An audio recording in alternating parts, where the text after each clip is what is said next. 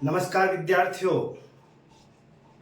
मैं मुकेश साहू मेवाड़ की पावनदरा भिलवाड़ा से आप सभी विद्यार्थियों का हार्दिक स्वागत अभिनंदन करता हूं। जैसा कि हमारे जो टॉपिक चल रहे थे अभी तक विश्व और भारत के चल रहे थे, आज हमारी जो क्लास होगी साथियों वो राजस्थान का इतिहास होगा। कौन सी क्लास होगी? राजस्थान का इतिहास। राजस्थान का इतिहास। अगर राजस्थान के इतिहास में भी अगर हम बात करें तो हमारे जो पहला टॉपिक चलेगा वो चलेगा मारवाड़ वंश। कौन सा वंश? मारवाड़ वंश। मारवाड़ वंश यानी सीधे सीधे तौर पे राठौड़ वंश। कौन सा वंश साथियों? राठौड़ वंश। आपको भी पता है साथियों, राठौड़ वंश जो है राजस्थान के अंदर मुख्यतः 3 जगह के हैं। 3 जगह पे कौन कौन से? जोधपुर के राठौड़, दूसरे है बीकानेर के, कहां के? बीकानेर के, और तीसरे है किशनगढ़ के। हस्तिकुंड के भी है वैसे तो, हस्तिकुंड के और वागड़ के भी राठौड़ है, लेकिन अपने को तो ये 3 मुख्यतः पढ़ने हैं। कौन कौन से? जोधपुर के राठौड़, किशनगढ़ के राठौड़ और बीकानेर के राठौड़। तो आपको टॉपिक जो चलेगा साथियों वो पहला कौन सा चलेगा? राठौड़ वंश। ठीक है। और राठौड़ों में पहले कहां से पढ़ेंगे? तो जोधपुर के राठौड़। देखो क्या है, राठौड़ सर, राठौड़ वंश कहां पढ़ेंगे? जोधपुर। सबसे पहले बात करते हैं जोधपुर की। आप जब एकीकरण पढ़ोगे तो क्षेत्रफल की दृष्टि से सबसे बड़ी रियासत थी ये। क्षेत्रफल की दृष्टि से सबसे बड़ी रियासत कौन सी थी? जोधपुर। अगर छोटी पूछे तो शाहपुरा हो जाएगी। कौन सी हो जाएगी? शाहपुरा। शाहपुरा आपकी सबसे छोटी रियासत है। और अगर क्षेत्रफल में सबसे बड़ी रियासत बात करें तो कौन सी हो जाएगी? जोधपुर। जोधपुर को इसको क्या बोलते हैं? मारवाड़। जोधपुर को, जोधपुर या जोधपुर के आसपास के क्षेत्र को, आसपास के क्षेत्र को मारवाड़ कहा जाता है। क्या कहा जाता है? मारवाड़ कहा जाता है। मारवाड़ को या मारवाड़ का वास्तविक नाम, मारवाड़ का वास्तविक नाम मरुस्थल है। मारवाड़ के अंदर मरुस्थल भी है। इसलिए आप देखते हो 26 जनवरी 1950 को जब हमारा संविधान लागू हुआ था, राजस्थान के अंदर एक विभाग बना था, मरु विभाग। मरु विभाग साथियों कौन से संभाग के पास है आज भी? तो आपके जोधपुर संभाग के पास है मरु विभाग। तो मारवाड़ का जो वास्तविक नाम था वो मरुस्थल था। और मरुस्थल का शाब्दिक अर्थ पूछे, मरुस्थल का शाब्दिक अर्थ तो वो है मृत्यु का देश। मृत्यु का देश या मृत्यु का स्थल या मृत्यु का स्थान कर लो आप। मृत्यु का स्थान, जहां मृत्यु रहती है वो स्थान क्या कहलाता है? आपके मरुस्थल। आपको भी पता है रेगिस्तान है, रेगिस्तान में पानी की व्यवस्था नहीं हो पाती है। और अगर जीवन है तो किसके बिना अधूरा है? पानी के बिना। आप खाने पीने के बिना रह सकते हो कुछ दिन, लेकिन आप पानी के बिना नहीं रह सकते हो। इसलिए मरुस्थल का जो शाब्दिक अर्थ है वो क्या है? मृत्यु का स्थान। कौन सा वंश चलेगा? मारवाड़। राठौड़ वंश कहाँ पढ़ेंगे? जोधपुर के राठौड़ पढ़ेंगे। जोधपुर क्षेत्रफल की दृष्टि से सबसे बड़ी रियासत जोधपुर। जोधपुर या जोधपुर के आसपास क्षेत्र को क्या कहा जाता है? मारवाड़। मारवाड़ का वास्तविक नाम क्या है साथियों?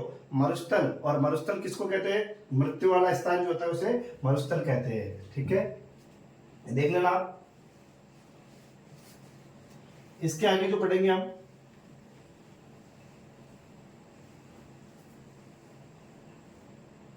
देखो साथियों क्या है, राठौड़।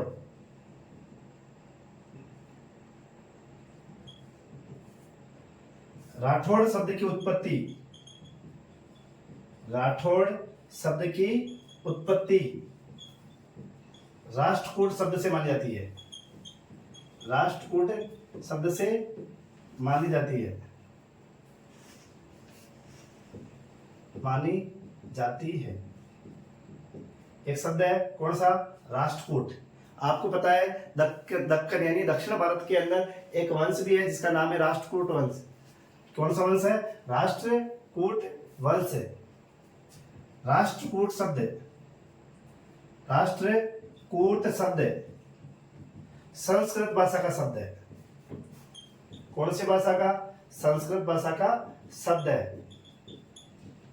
संस्कृत भाषा से प्राकृत निकली, राष्ट्रकूट शब्द से, राष्ट्रकूट शब्द से रट्टौड़ बना, रट्टौड़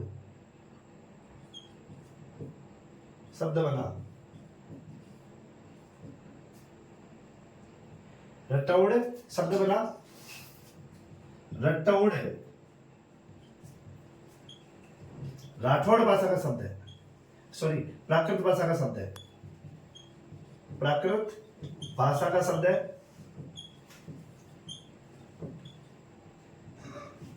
कौन सी भाषा का शब्द है, रट्टौड़ प्राकृत भाषा का शब्द है। और रट्टौड़ से क्या बने, रट्टौड़ से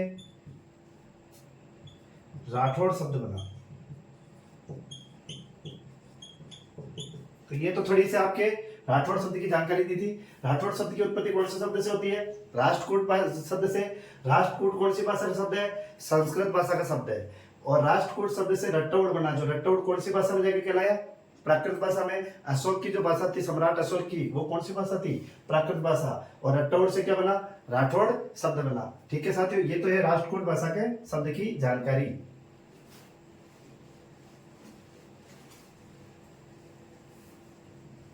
स्क्रीनशॉट ले लेना बीच में जैसे आपको वक्त मिले। अगला आता है यहाँ पे, राठौड़ वंश की उत्पत्ति मत। उत्पत्ति यानी अलग अलग इतिहासकार आएंगे और अलग अलग इतिहास जो कार आएंगे वो इनके अलग अलग बारे में अलग अलग जानकारी देके जाएंगे। जैसे आपके उत्पत्ति मत में देखते हैं, 3 जने अलग अलग आएंगे। एक ग्रंथ आपने नाम सुना होगा साथियों, दयाल दास।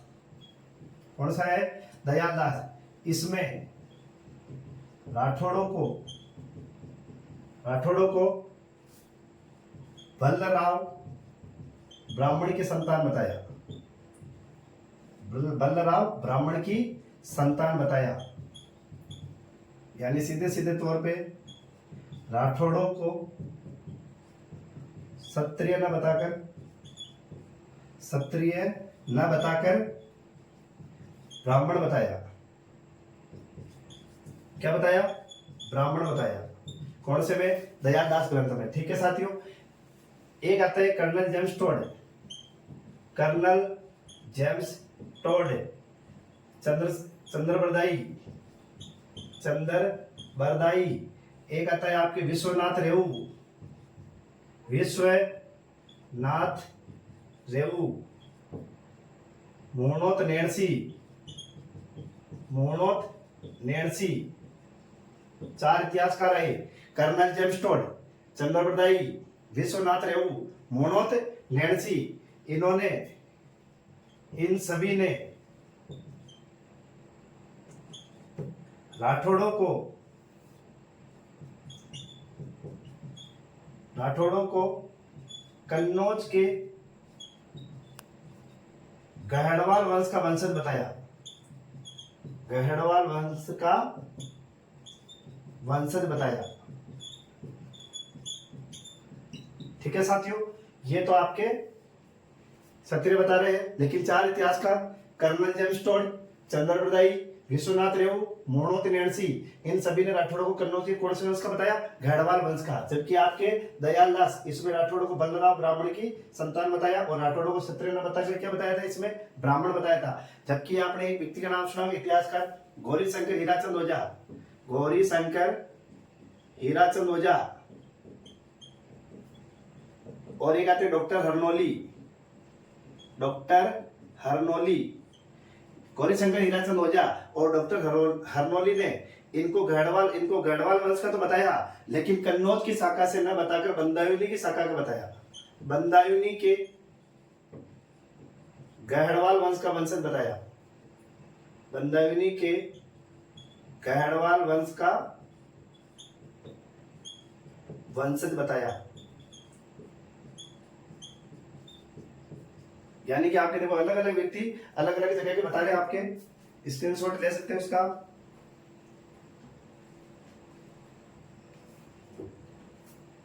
दयालदास, इसमें राठौड़ों को क्या बताया? बलराव ब्राह्मण की संतान बताया, किसने? दयालदास ग्रंथ में। कर्नल जेम्स टोड, चंद्रप्रदाई, विश्वनाथ रेहू और मोहम्मद नैन्सी, इन 4 व्यक्तियों ने यहाँ पे क्या बताया? राठौड़ों को कन्नौज गढ़वाल वंश का वंशज बताया। और गौरीशंकर हीराचंद ओझा, जो आपके रोहिड़ा गांव सिरोही के निवासी थे, इन्हें आधुनिक राजस्थान के इतिहास का जनक कहा जाता है। राजस्थान के इतिहास के जनक कौन है? Colonel James Tod. और आधुनिक राजस्थान के इतिहास के जनक कौन है आपके? गौरीशंकर हीराचंद ओझा और डॉक्टर हरनोली। इन दोनों ने क्या कहा कि ये तो गढ़वाल वंश के तो है, लेकिन ये कौन सी शाखा के बताए? बंदावली। बंदावली भी कहां पर है? यूपी। और कन्नौज भी कहां है? आपके उत्तर प्रदेश के अंदर, ठीक है, यूपी के अंदर ही स्थित है। ठीक है साथियों, अब आते हैं यहाँ पे आगे की जानकारी के लिए। ठीक है, ये आपके उत्पत्ति मत है, स्क्रीनशॉट लिख सकते हो या ऐसे कैसे आप उतार सकते हो इसे।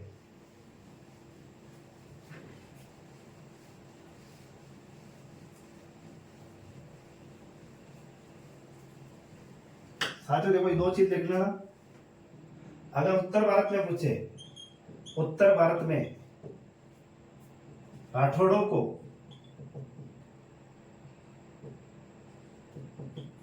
या राठौड़ वंश को, राठौड़ वंश को गहड़वाल वंश का वंशज बताया। गहड़वाल वंश का वंशज बताया। जबकि दक्षिण भारत में, अगर दक्षिण भारत की बात करें तो राष्ट्रकूट वंश का वंशज बताया। राष्ट्रकूट वंश का वंशज बताया। ठीक है साथियों, दोनों बात की बात होगी यहाँ पे। अगर उत्तर भारत में पूछे तो राठौड़ों का वंशज किसको बताया? गढ़वाल वंश का वंशज बताया। जबकि दक्षिण भारत में पूछे कौन से वंश का वंशज बताया गया, तो राष्ट्रकूट वंश का वंशज बताया गया। आपने नाम सुना होगा साथियों, जयचंद गढ़वाल। जयचंद गढ़वाल, या डायरेक्ट बता देता हूं, यह आपके प्यारा से क्या है? भारत है। ठीक है, यहां पर था कन्नौज। कन्नौज कहाँ है? यूपी। और कन्नौज को क्या कहा जाता है? कान्यकुंज। क्या कहा जाता है? कान्यकुंज। और ये कौन से महाजनपद में पड़ता था? पांचाल महाजनपद में था। कौन से महाजनपद में था ये? जब 16 महाजनपद की हम बात करेंगे भारत के इतिहास में, तो कन्नौज को एक कान्यकुंज कहा जाता है। और कान्यकुंज कौन से महाजनपद में था? पांचाल महाजनपद में। यहीं पर कन्नौज के अंदर एक व्यक्ति है श्रीचंद्र गहड़वाल। श्रीचंद्र गहड़वाल। और श्रीचंद्र गहड़वाल जो है कन्नौज के अंदर एक वंश की स्थापना करेगा। कौन से वंश की? गहड़वाल वंश की। और इसी गहड़वाल वंश का एक शासक आएगा जिसका नाम आएगा जयचंद गहड़वाल। जयचंद गहड़वाल। और जयचंद गहड़वाल की एक पुत्री थी जिसका नाम क्या था? संयोगिता। और इसी संयोगिता को लेकर भाग गए थे कौन? पृथ्वीराज चौहान, जिन्होंने गंधर्व विवाह किया था। लड़की को उनके माता पिता की बिना अनुमति के भगा कर किया गया विवाह क्या कहलाता है? गंधर्व विवाह। कौन सा विवाह? गंधर्व विवाह। थोड़ा पीछे हो, कन्नौज कहाँ है? यूपी। प्राचीन नाम क्या है? कान्यकुंज। कौन से महाजनपद में था? पांचाल महाजनपद में। इसमें एक वंश चलता था, कौन सा? गहड़वाल वंश। गहड़वाल वंश का संस्थापक कौन है? श्रीचंद्र गहड़वाल। सबसे बड़ा जो प्रतापी राजा था कौन था इसमें? जयचंद गहड़वाल। जयचंद गहड़वाल की पुत्री थी कौन? संयोगिता। पुत्री को कौन लेके फरार हुए?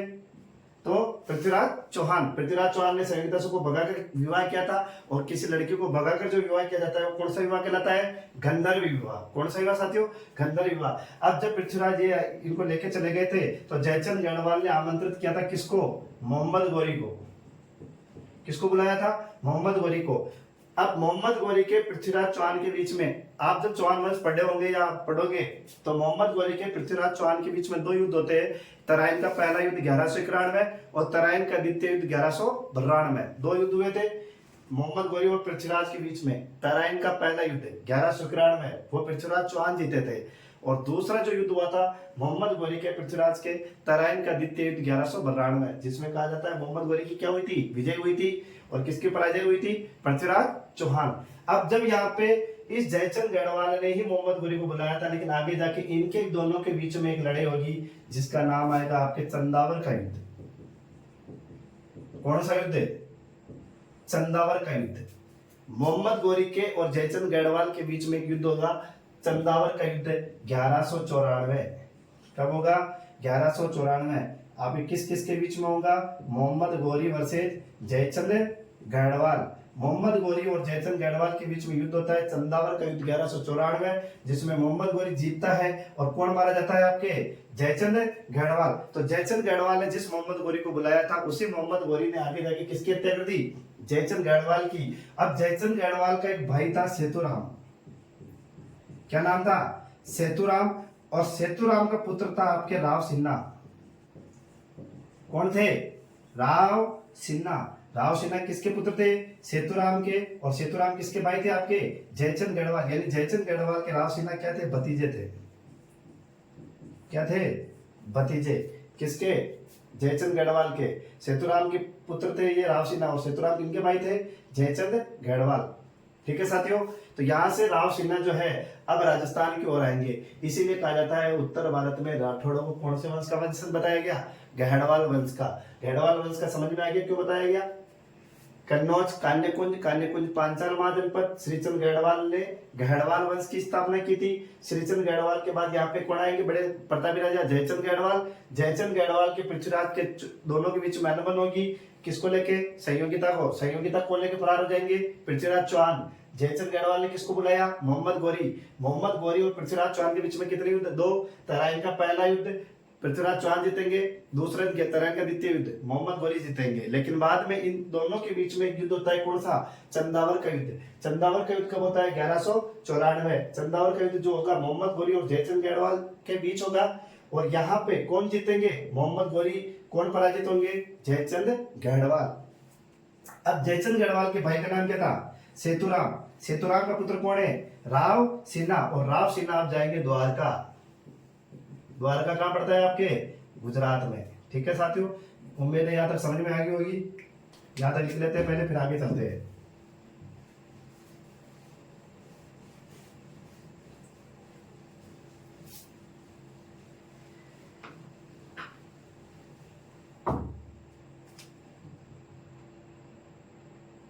कन्नौज के गढ़वाल वंश संस्थापक कौन है साथियों? श्रीचंद्र गढ़वाल। श्रीचंद्र गढ़वाल।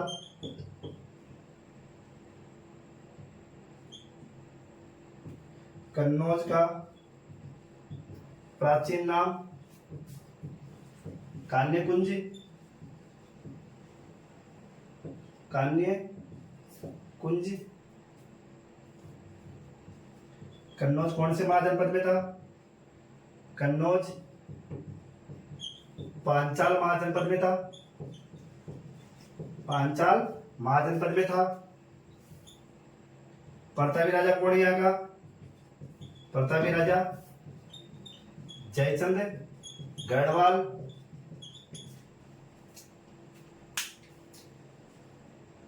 जयचंद गढ़वाल।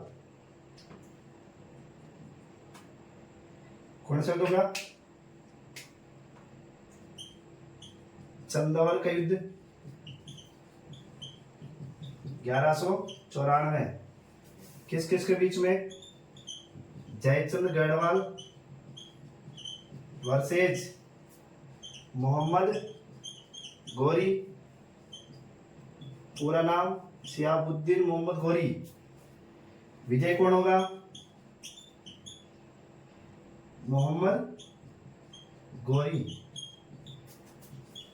जयचंद मारा जाएगा। ठीक है साथियों, ये हो गई आज की बात। उत्तर भारत में राठौड़ों को वंश को किसका वंशज बताया? गढ़वाल वंश का वंशज बताया। दक्षिण भारत में राष्ट्रकूट वंश का वंशज बताया गया। ठीक है, कन्नौज के गढ़वाल वंश संस्थापक कौन है? श्रीचंद्र गढ़वाल। कन्नौज का प्राचीन नाम कान्यकुंज। कन्नौज कौन से महाजनपद में था? पांचाल महाजनपद में। प्रतापी राजा कौन है?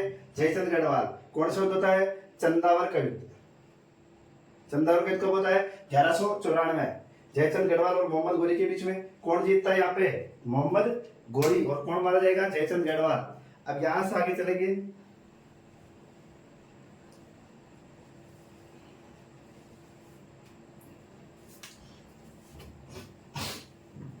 बेटा तो साथियों देख लेना।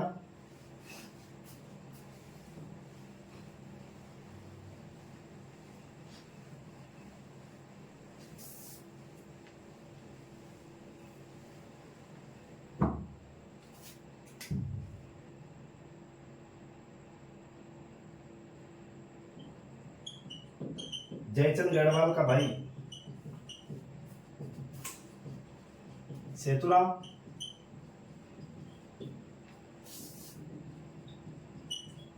सेतुराम का पुत्र राव सिन्हा, राव सिन्हा कहाँ जा रहे हैं? द्वारका, गुजरात जा रहे थे। अब देखिए यहां से आगे चलेगा ना, ये आपके प्यारा सा राजस्थान, मान लेना साथियों ये आपके प्यारा सा राजस्थान। यहाँ क्या पड़ता है? कन्नौज, कन्नौज कहाँ है? यूपी। इधर क्या है? द्वारका, द्वारका कहाँ पर है? गुजरात। ये आपके इधर से राव सिन्हा निकल रहे हैं, फर्रुखाबाद से निकल रहे हैं वैसे यहाँ से। जब ये रास्ते से आ रहे थे साथियों, तब यहाँ पे रास्ते में जगह पड़ता है बिठू गांव। कौन सा गांव? बिठू गांव। बिठू गांव कहाँ है? पाली। पाली किसने बसाया था? पालीवाल ब्राह्मणों ने। किसने बसाया था? पालीवाल ब्राह्मणों के द्वारा बसाए जाने की वजह से क्या कहलाया? पाली। पाली के अंदर एक गांव है, कौन सा गांव है? बिठू गांव। बिठू गांव के यहाँ पे क्या रहता है साथियों? सोलंकी सरदार, सोलंकी राजपूत रहा करते थे यहाँ पे, सोलंकी सरदार या सोलंकी राजपूत। अब जो यहाँ पे सब सोलंकी राजपूत रहा करते थे, तो यहाँ एक व्यक्ति था लाखा फुलानी, लाखा फुलानी जो डाकू था। ये लाखा फुलानी की वजह से क्या करते हैं साथियों, सोलंकी राजपूत जो थे, ये आसपास के जो व्यक्ति थे, पालीवाल ब्राह्मण जो थे, ये सारे लाखा फुलानी से परेशान थे। अब जब ये सारे लाखा फुलानी से परेशान थे, जब राव सिन्हा जब द्वारका जा रहे थे, तो सोलंकियों ने और पालीवाल ब्राह्मणों ने सहायता मांगी। किससे? राव सिन्हा से। जब राव सिन्हा से सहायता मांगी कि हमें यहाँ से इस लाखा फुलानी से सुरक्षा दे दो, तो राव सिन्हा ने क्या है कि आक्रमण कर दिया। किस पर? लाखा फुलानी पर। और लाखा फुलानी की क्या कर दी? हत्या कर दी। लाखा फुलानी की क्या कर दी? हत्या। और हत्या करने की वजह से क्या होता है? सोलंकी राजपूत खुश हो जाते हैं। और इन्होंने क्या किया? सोलंकियों ने, एक लड़की थी जिसका नाम था पार्वती सोलंकी। कौन से सोलंकी? पार्वती सोलंकी। सोलंकी राजपूतों ने लाखा फुलानी की हत्या करने की वजह से अपनी यहाँ की पुत्री पार्वती सोलंकी का विवाह किससे करा दिया? राव सिन्हा से करा दिया। और राव सिन्हा से शादी कराने के बाद राव सिन्हा ने यहीं पर एक वंश की स्थापना की, राठौड़ वंश की। कौन से वंश की? राठौड़ वंश की। राठौड़ वंश की जो स्थापना की जाती है वो 1240 में की जाती है। कब की जाती है? 1240 में। कौन से वंश की? राठौड़ वंश की। स्थापना कौन करता है? राव सिन्हा। विवाह किससे होता है? पार्वती सोलंकी। सोलंकियों से क्यों होता है? क्योंकि सोलंकी सरदारों की ये सहायता करता है। किसकी हत्या करी थी इसने? लाखा फुलानी नामक व्यक्ति की हत्या करी थी, और यहाँ के आसपास के लोगों को यहाँ इसके प्रभाव से मुक्त कराया था। इस वजह से राव सिन्हा ने यहीं पर पाली और बाड़मेर के आसपास एक वंश की स्थापना की। कौन से वंश की? राठौड़ वंश की। और राव सिन्हा ने अपनी राजधानी बनाई खेड़। खेड़ कहाँ पड़ती है? बाड़मेर। कहाँ पड़ती है? बाड़मेर। तो राठौड़ वंश की जो पहली राजधानी होगी वो क्या होगी? खेड़। और खेड़ कहाँ पड़ती है आपके साथियों? बाड़मेर के अंदर पड़ती है। ठीक है साथियों, ये समझ में आया होगा। एक बार रिकॉर्ड देख लो।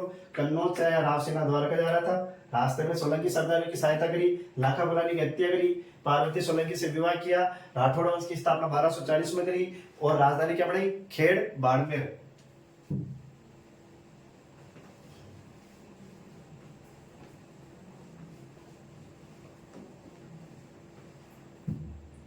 तो आपके हेडलाइन डालो, राव सिन्हा।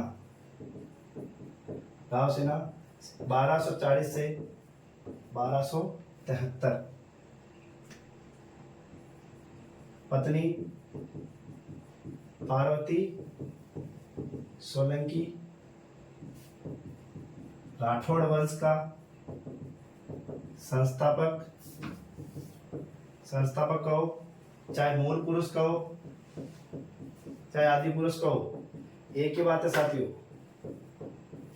संस्थापक, मूल पुरुष, आदि पुरुष कौन हो जाएगा? राव सिन्हा। स्थापना कब करी? 1240 ईस्वी में।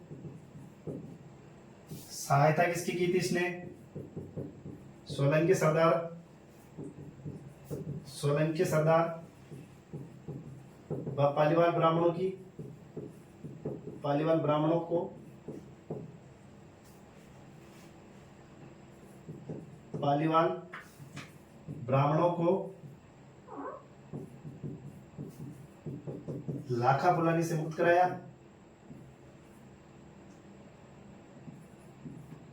लाखा फुलानी से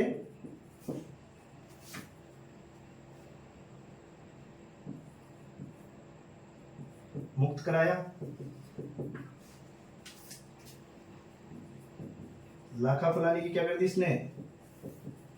लाखा फुलानी की हत्या कर इसके प्रभाव से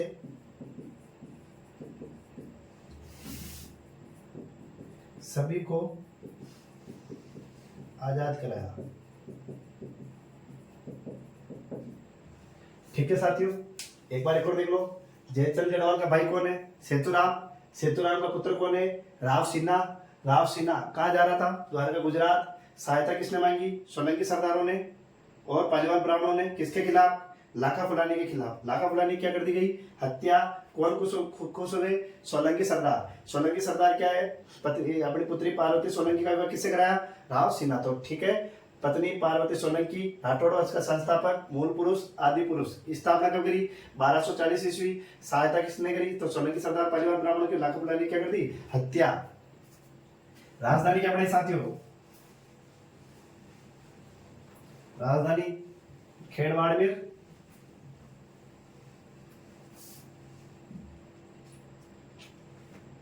राजधानी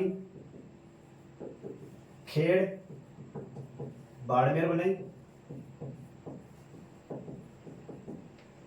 जानकारी, एक अभिलेख है देवल गांव का अभिलेख, देवल अभिलेख, जो ये बिठू गांव में पड़ता है। बिठू गांव, पाली। ये लेखक, ये शिलालेख कब का है? तो 1273 ईस्वी में लिखा गया। 1273 में गांव है, इसका नाम है देवल गांव का अभिलेख। देवल गांव कहाँ पड़ता है? बिठू गांव। बिठू गांव कहाँ है? पाली के अंदर। देवल एक स्थान है जो बिठू गांव पाली में है। 1273 ईस्वी में यह शिलालेख लिखा गया था। और इसमें किसकी जानकारी मिलती है आपके? राव सिन्हा की। एक युद्ध लिख लो साथियों, लाखा जमर का युद्ध। लाखा जमर का युद्ध यह हुआ था धोला चौतरा नामक स्थान पर। धोला चौतरा पाली कहा हुआ था? ये धोला चौतरा नामक स्थान पाली में हुआ था। एक व्यक्ति है नासिरुद्दीन महमूद। नासिरुद्दीन, यही लिख लो, राव सिन्हा वर्सेज नासिरुद्दीन महमूद, इन दोनों के बीच में हुआ था। नासिरुद्दीन महमूद और राव सिन्हा के बीच में, साम्राज्य को लेकर दोनों के बीच में लड़ाई होगी। तो राव सिन्हा और नासिरुद्दीन महमूद के बीच में एक युद्ध होता है, लाखा जमर का युद्ध कहा जाता है। इस युद्ध के अंदर लाख से भी ऊपर लोग मारे गए थे। कौन मारे गए थे? 1 लाख से ज्यादा लोग इस युद्ध में मारे गए थे। इसलिए इस युद्ध का नाम क्या पड़ा साथियों? तो लाखा जमर का युद्ध। यही से एक प्रसिद्ध कहावत भी है, डम डम बाजत ढोलना तुरही ताबड़तोड़, कम्मत लड़ता 1 लाख रणबंका राठौड़। कौन सी प्रसिद्ध कहावत है साथियों? यहाँ पे डम डम बाजत ढोलना तुरही ताबड़तोड़, कम्मत लड़ता 1 लाख रणबंका राठौड़। तो यहाँ इसलिए राव सिन्हा के लिए यहाँ से एक प्रसिद्ध कहावत निकल के आई थी। तो यहाँ से राठौड़ वंश जो है एक प्रसिद्धि की ओर निकलेंगे। कौन से युद्ध से? लाखा जमर के युद्ध से। लाखा जमर का युद्ध कहाँ होगा? धोला चौतरा पाली में। और राव सिन्हा और नासिरुद्दीन महमूद के बीच में हुई थी। और विजय कौन होगा? राव सिन्हा। कौन होगा? राव सिन्हा। राव सिन्हा की मृत्यु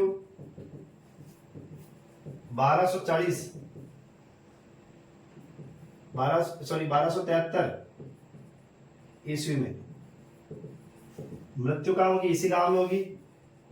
मृत्यु बेठू गांव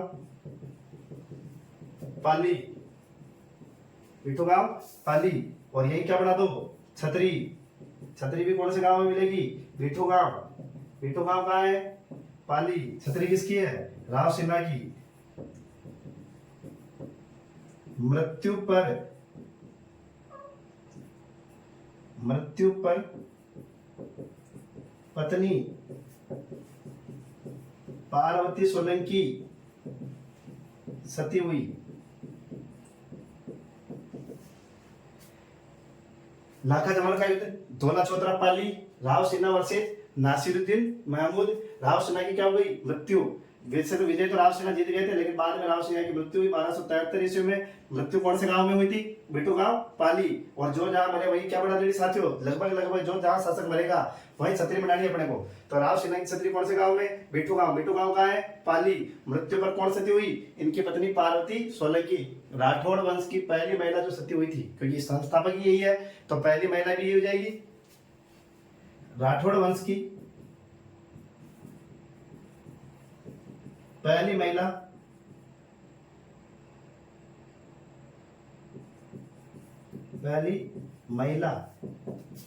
जो क्या हुई थी? सती हुई। कौन सी? पार्वती सोलंकी। अब जो आगे के शासक आएंगे साथियों वो इनके पुत्र है आस्करण जी। ठीक है,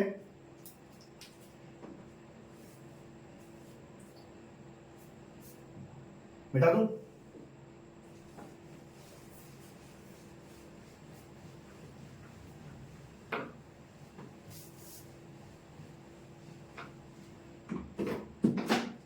अगले कौन है 2 नंबर पे? राव आसनाथ। राव आसनाथ 1273 से 91। राव आसनाथ 1273 से 91। इनके समय क्या होता है? राव आसनाथ जब आसनाथ यहाँ के शासक थे, राव आसनाथ जब राठौड़ों के शासक थे, दिल्ली के अंदर सत्ता परिवर्तन हुई। दिल्ली के अंदर एक वंश चलता था गुलाम वंश। कौन सा वंश? गुलाम वंश। गुलाम वंश का जो संस्थापक था वो कौन था? कुतुबुद्दीन ऐबक। कौन था? कुतुबुद्दीन ऐबक। 1290 में ये स्थापना तो 1200 ये आपके तो 1206 में हुई थी। 1290 तक चलता है कौन सा वंश? गुलाम वंश। 1290 में एक नए वंश का आगमन होगा, खिलजी वंश। कौन सा वंश? खिलजी वंश। और खिलजी वंश का संस्थापक आएगा जलालुद्दीन खिलजी। जलालुद्दीन खिलजी। गुलाम वंश की स्थापना 1206 में कुतुबुद्दीन ऐबक ने की थी। 1290 में एक नया वंश आएगा जिसका नाम क्या है? खिलजी वंश। खिलजी वंश का संस्थापक कौन है? जलालुद्दीन खिलजी। अब जलालुद्दीन खिलजी ने क्या है कि जलालुद्दीन खिलजी के राव आसनाथ के बीच में एक भयंकर लड़ाई होती है। कब होती है? 1291। लेकिन राव आसनाथ इस युद्ध में जीत जाते हैं, लेकिन बाद में इनकी क्या हो जाती है? मृत्यु। कि दिल्ली के किस शासक को राव आसनाथ ने पराजित किया? तो खिलजी वंश का पता मिला जाता, संस्थापक है जलालुद्दीन खिलजी। तो जलालुद्दीन खिलजी को पराजित किया था राठौड़ वंश के किस शासक ने? राव आसनाथ जी ने। और इनकी मां का नाम क्या था? पार्वती सोलंकी। और पिता का नाम क्या था? राव सिन्हा। तो ये आपके पार्वती सोलंकी और राव सिन्हा के पुत्र थे, संतान थी राव आसनाथ। और राव आसनाथ ने किसको पराजित किया था? आपके जलालुद्दीन खिलजी को। जलालुद्दीन खिलजी कौन से वंश का संस्थापक है? खिलजी वंश। स्थापना कब करी थी? 1290 में। कौन से वंश के बाद आए थे ये? गुलाम वंश के बाद।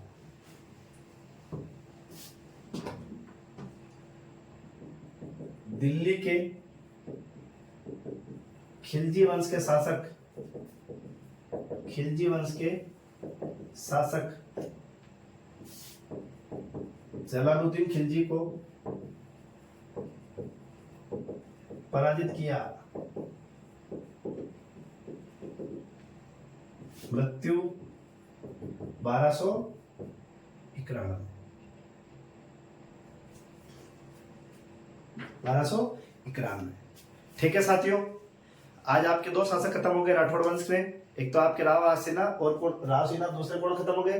राव आसनाथ समाप्त होते हैं। ठीक है, उत्पत्ति मत भी देखे थे, इनके बारे में क्या क्या कहाँ जानकारी देखी अभी वो भी देखी थी। और राष्ट्रकूट शब्द या राठौड़ शब्द की उत्पत्ति के मत भी हमने देखे थे। ठीक है साथियों, अगर आपको ये क्लास समझ में आई है तो आप इसे आगे से आगे ज़्यादा से ज़्यादा शेयर करें, और अगर अच्छी लगी है तो कमेंट करें, जिससे ताकि अगली क्लास में जल्द से जल्द आपके सामने ला सकूं। जय हिंद, जय भारत।